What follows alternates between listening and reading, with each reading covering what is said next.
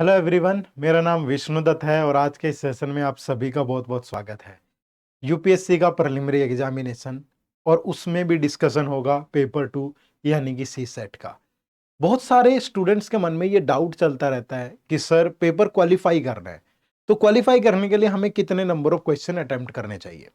और उसके बाद फिर हम बहुत सारे स्टेटिस्टिक्स लगाते हैं कि अगर X number of question attempt करूं और उसमें से Y number of question wrong हो जाएं तो क्या मेरा पेपर क्वालिफाई होगा या नहीं होगा। और ये भी तब होता है जब आप उस लाइन के आसपास होते हैं, मतलब अटेम्प्टेशन बहुत ज़्यादा नहीं होती उसमें, तो आराम से आप कैलकुलेट कर लेते हैं।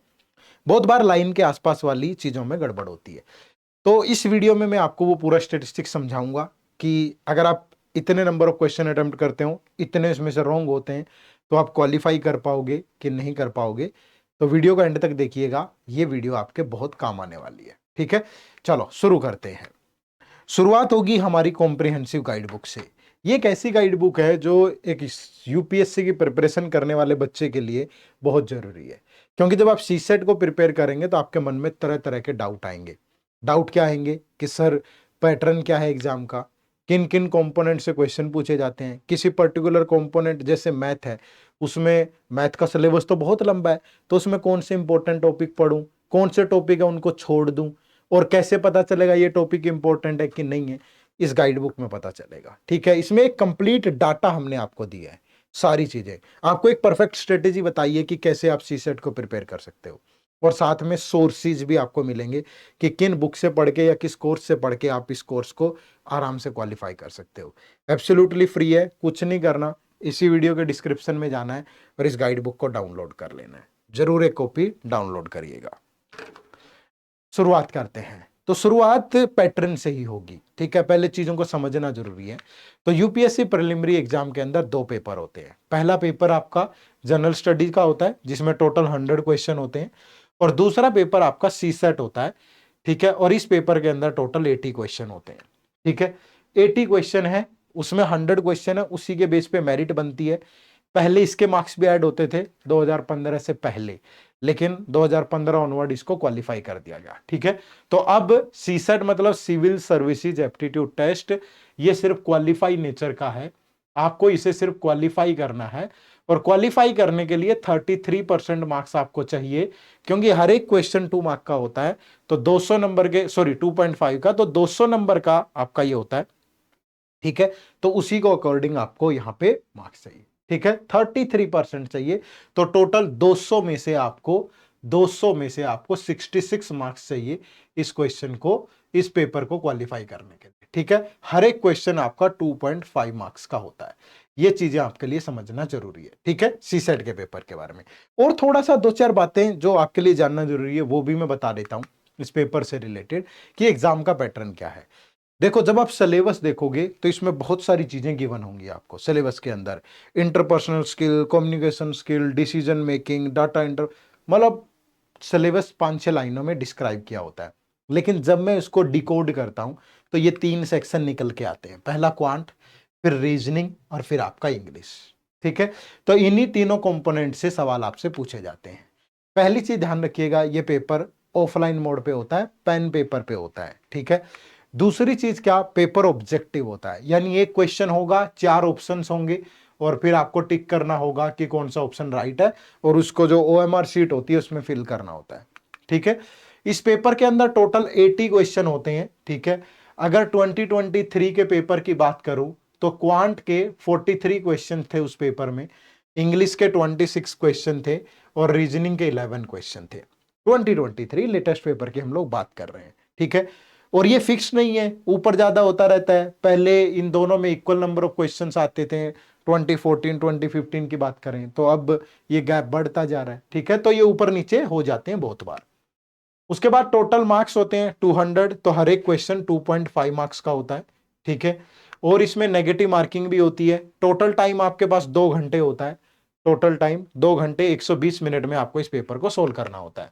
ठीक है, नेगेटिव मार्किंग होती है 1/3, यानी अगर आप 3 क्वेश्चन रॉन्ग करते हो तो आपका जो एक क्वेश्चन राइट है वो 0 हो जाएगा भाई, है ना। 1/3 का मतलब है कि 3 क्वेश्चन आपने गलत कर दिए तो एक क्वेश्चन जो आपका सही था वो भी मार्क्स आपके चले गए। ठीक है। उसके बाद अगर देखें क्वालिफाइंग मार्क्स, तो क्वालिफाइंग मार्क्स होते हैं 33%, यानी कि 66 मार्क्स आपको इस पेपर में लेने होते हैं। ठीक है, तो ये ऑल अबाउट था सीसेट का पैटर्न, ये समझना जरूरी है, अदरवाइज फिर आप आगे स्टैटिस्टिक्स को ना समझ पाओगे। ठीक है, अब बात करें कितने क्वेश्चन कब कैसे अटेम्प्ट करने चाहिए।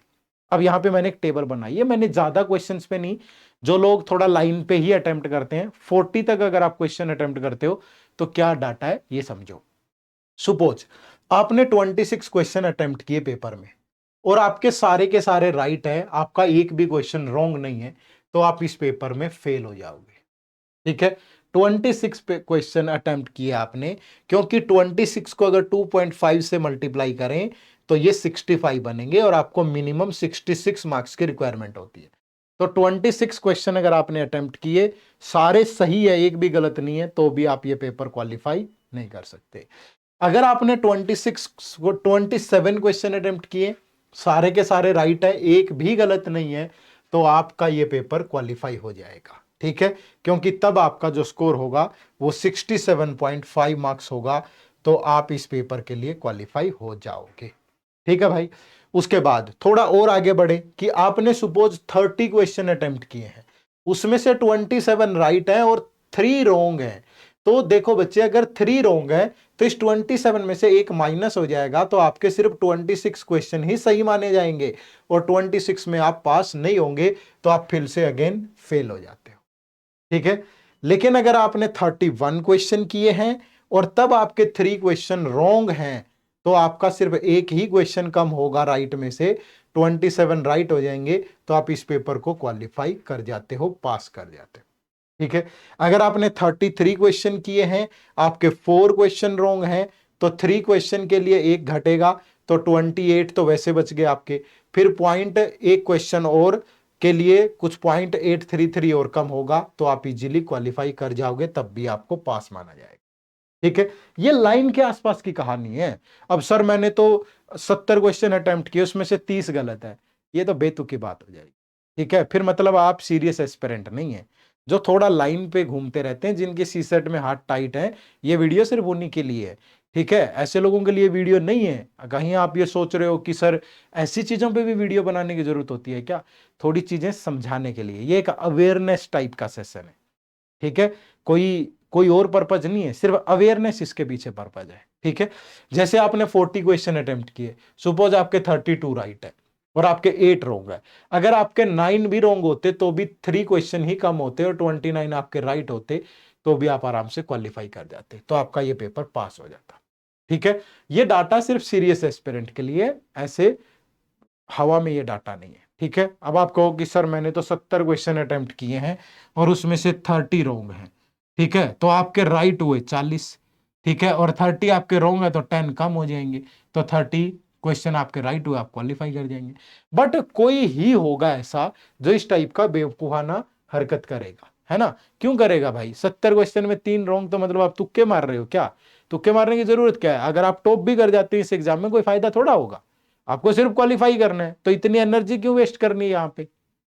ठीक है, तो उम्मीद करूंगा कि शायद आप इस डाटा को समझे होंगे और आपको इससे कुछ बेनिफिट होगा जब भी आप पेपर को क्लियर कर पेपर में अपीयर हो रहे होंगे। ठीक है, चलिए, तो सीसेट के लिए हमने एक बहुत ही शानदार सा कोर्स भी लॉन्च किया है, जिसमें पढ़ करके आप गारंटी है कि 100% इस पेपर को क्लियर कर पाओगे। लेकिन पढ़ के, सिर्फ परचेज करके नहीं, सिर्फ इनरोलमेंट से नहीं होता है, आपको मेहनत करनी पड़ेगी। हम तो करेंगे डेफिनेटली, आपको भी पढ़ना पड़ेगा, आपको भी। लेकिन जब आप इस कोर्स में इनरोल करोगे तो आपको एक स्ट्रक्चर्ड वे में सारी चीजें मिल जाएंगी। पहले तो आपको 76 डेज का एक शेड्यूल मिल जाएगा कि इन 76 डेज, ऐसा नहीं है कि आपने इनरोल किया और सारा कोर्स आज ही आपको अवेलेबल, नहीं, 76 डेज में आपको इस तरीके से मिलेगा।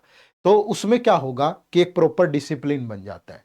ठीक है, तो इसमें कंसेप्ट क्लासेस रहेंगी 0 से लेकर यूपीएससी लेवल, बिल्कुल, चाहे आपने बिल्कुल मैथ आपका कमजोर है, कंसेप्ट भी मिलेंगे, प्रैक्टिकल क्वेश्चन भी मिलेंगे, यूपीएससी का लेवल मिलेगा, रिकॉर्डेड क्लासेज होंगी।